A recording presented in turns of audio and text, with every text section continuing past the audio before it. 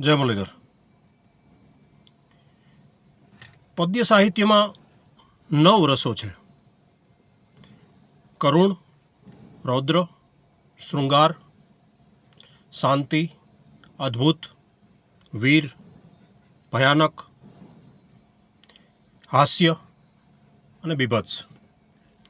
આ 9 રસોમાંથી 5 રસ પર ખૂબ ઓછું લખાયું છે અને 5 રસમાંય કરુણ રસ અને શૃંગાર રસ પર સૌથી વધુ લખાય છે. ઘણા મિત્રો એમ કહે છે કે શૃંગાર પર વધુ લખો, ઘણા મિત્રો એમ કહે છે કે કરુણ પર વધારે લખો.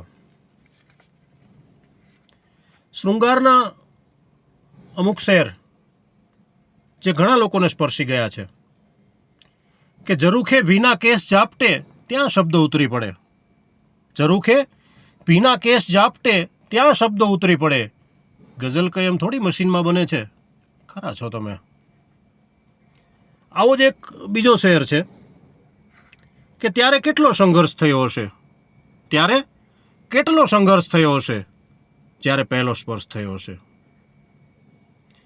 આ વરસાદની મોસમ છે તો એના માટેનો એક શેર છે કે એનું તો મોસમના પહેલા વરસાદ જેવું છે, એનું તો મોસમના પહેલા વરસાદ જેવું છે, આનું હર્ષ જો વરસે તો ધોધમાર વરસે.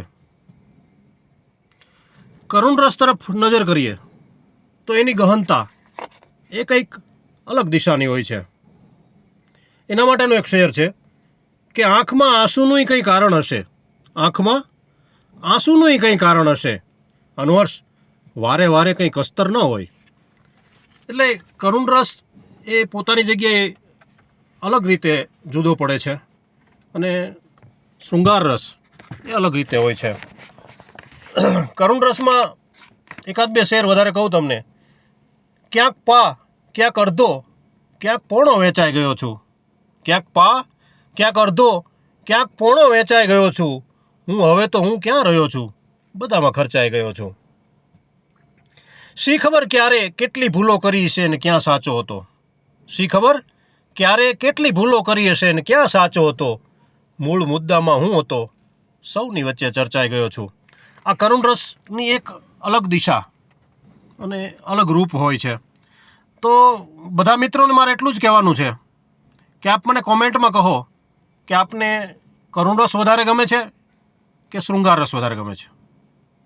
જય મુરલીધર, કવિ અને આહીના સૌને જાજાથી જય માતાજી.